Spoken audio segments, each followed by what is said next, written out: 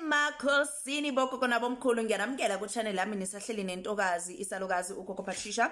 So this comment came today as I just uploaded the video earlier on. So I thought I should just make a quick video to answer because angifuni mina kumosheke. Right, angifuni kumosheke. Ubuzile user ukuthi shukuthi uvula ama orange maqeda ubuyela nawo emuva. How does it work? Mangikhuluma ngalaba abayenza iladi emanzini. What did I mean?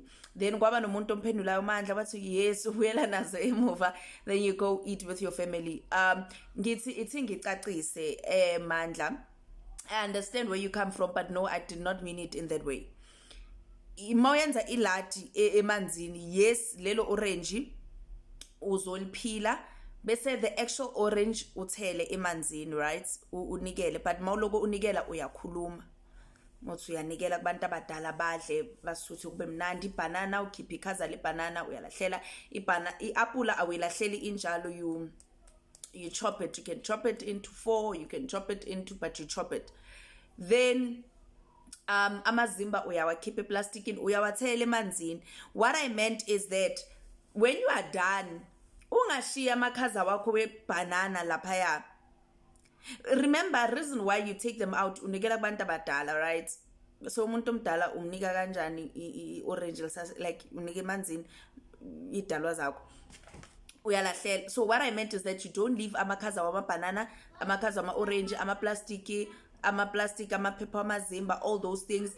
If bowunikela nge-cartoon, maybe you bought Joburg beer, uthela laphaya box lakho le cartoon, you take it back. Sometimes uyanikela bese maybe apula uzonikela half uyilahlele, then the other half you gonna eat it. Then that's when the part where you eat it and your family comes in. Cartoon you can tell her the half if ufuna uyithele yonke, but if uthele half then enye uyayiphuza, right?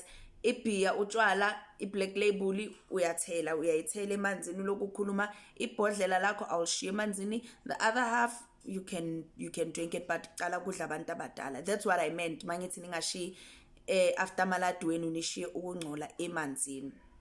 That's what I meant, right? Mina angisebenzi angichithi igazi emanzini, but I understand ukuthi kunabangoma. So kwabangoma laba maybe umuntu uzohamba ayogezwa ngenyongo inyongo abahlanganise namanzi omfula bagezane laphaya. What's important, inkukhu yakho maso ukhiphe inyongo wayibulala wayenzani, ungayishiyi lapho esigangeni uyilahlele lapho phambi kwamanzi, noma ushiye ama-feathers wenkukhu yakho. Qoqa into zakho, take all your things uhambe nazo. That's what I meant. Thatha into zakho uhambe nazo. So I hope it's clear, I hope it makes sense. I quickly had to answer because child angifuni nilahleke, and you know, yeah, emakhosini lese likhanya xama kundawe.